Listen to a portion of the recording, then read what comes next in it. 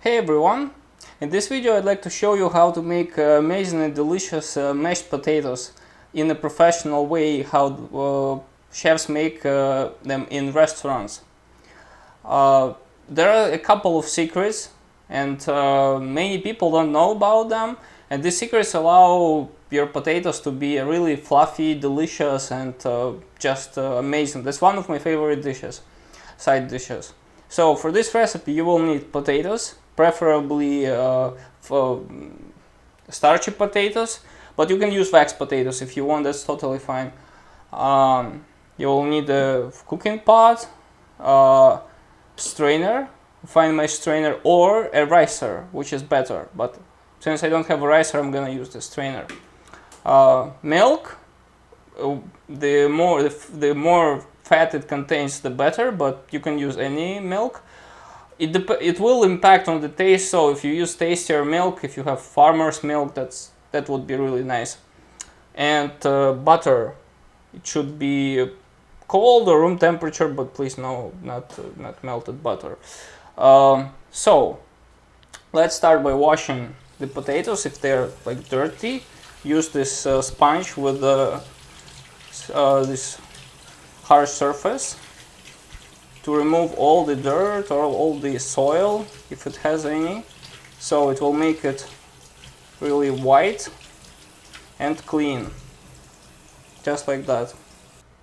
If there are any black spots like that, feel free to remove them with a paring knife, because first of all they contain soil and dirt. You don't want to have any soil in your mashed potatoes, and second of all it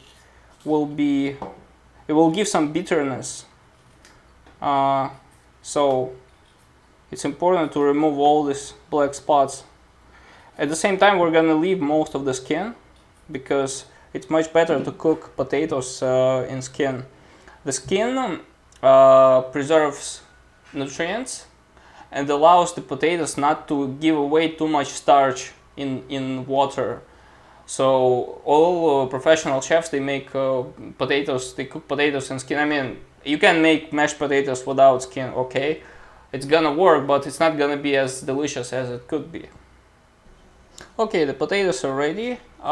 Put them in a pot and pour in cold water. It's really important to start cooking potatoes in cold water.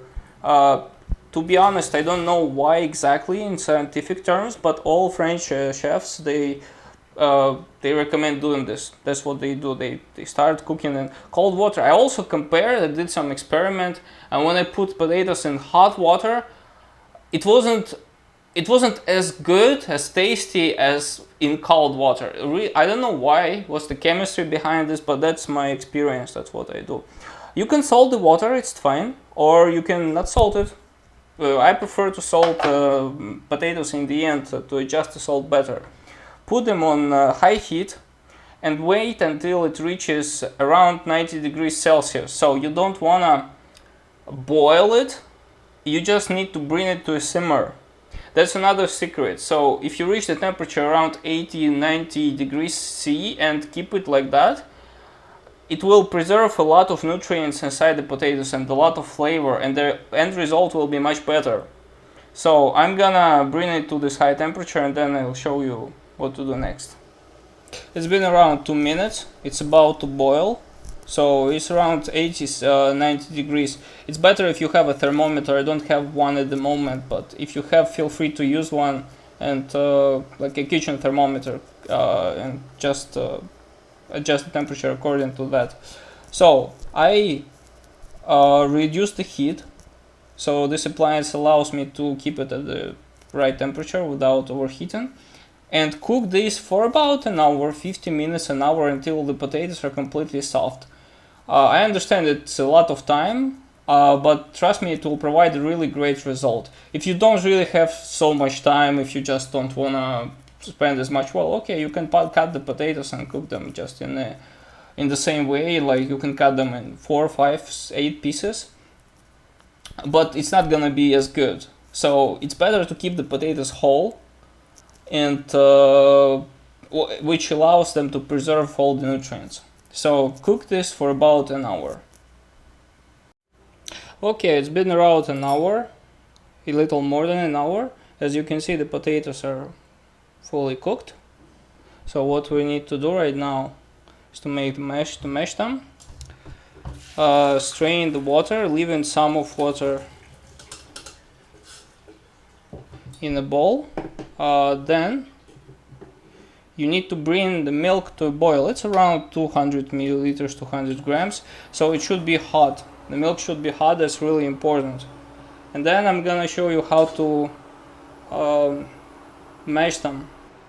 So if you have a ricer, it will be much easier. If you don't have a ricer, you can use this makeshift appliance with a strainer. Slightly cut them into 4 or into halves. It's up to you. Just like that. Then take a big spoon and start straining them through a sieve, through a strainer, just like that. That's why you need to break them into small pieces, so you can do this like that. And the best part is that all the skin, like the vast majority of the skin, is gonna stay in the strainer. It's not gonna be inside the mashed potatoes, even though there's nothing bad about the skin because it has a lot of nutrients and vitamins. That's totally fine as long as it's clean, because it doesn't have any soil. It's kind of painstaking, not easy, I agree, but the structure of the mashed potatoes is going to be amazing. So it's really worth it, especially if you're gonna serve it for some special occasion. As you can see, all the skin is left. There are some hard pieces left. It's totally fine, you can discard them. And don't forget to remove potatoes on the bottom. It's important that you mash them while they're still hot, because if they're cold, the starch is going to coagulate, and you won't be able to mash them like that. You will need them to be hot, and then repeat with the rest of the potatoes. So I finished mashing. If you have a ricer, that's gonna be like way faster. You will just like boom, boom, boom, press it all, remove the skin, and just do this in batches very fast. But I don't have one, so next you're gonna need a whisk. Preheat the milk again. Heat the milk again, bring it to a boil. It should be really hot. Meanwhile, add salt, because I didn't salt it. If you salted the water, don't add salt. Or you can just try it on the end and adjust. And then the milk is hot. Yes. Add the milk to the mashed potatoes. Yeah, if you have a saucepan, that would be better to heat the milk in this, but I don't. Or in a microwave, that's totally fine. And start mixing it thoroughly with a whisk. I can't tell you the consistency, but you can just see it. It should be something like that. So you can see it's really, there are no lumps. It's totally homogeneous. And then you add butter. So it's important not to melt it. It's important to emulsify this butter into the mashed potatoes by constantly whisking it, allowing the heat inside the potatoes to melt it, and your goal to emulsify it. If you just melt it, it's not gonna be fluffy, it's not gonna be homogeneous. But when you emulsify it like that, it gives a really good texture to the mashed potatoes. Whisk it until the butter is fully melted. Okay, my butter is fully emulsified.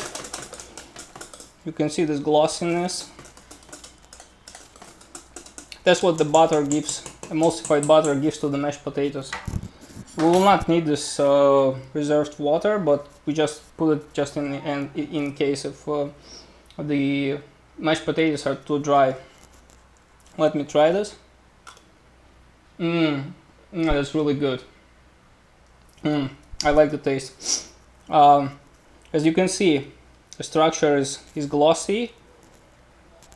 When it stays for a while, it's gonna get a little drier, a little less liquor, but basically the texture is really creamy because we emulsified the butter. And if you use starchy potatoes, because I used waxy potatoes, potatoes for this, I don't have starchy potatoes, but if you use starchy potatoes, it's gonna be like really fluffy and more air-like. I don't know how to explain it, but this is also really good. And let me serve it.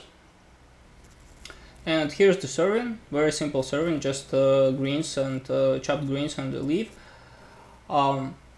So that's the recipe. Try it at home. It's really delicious. This technique makes a lot of difference.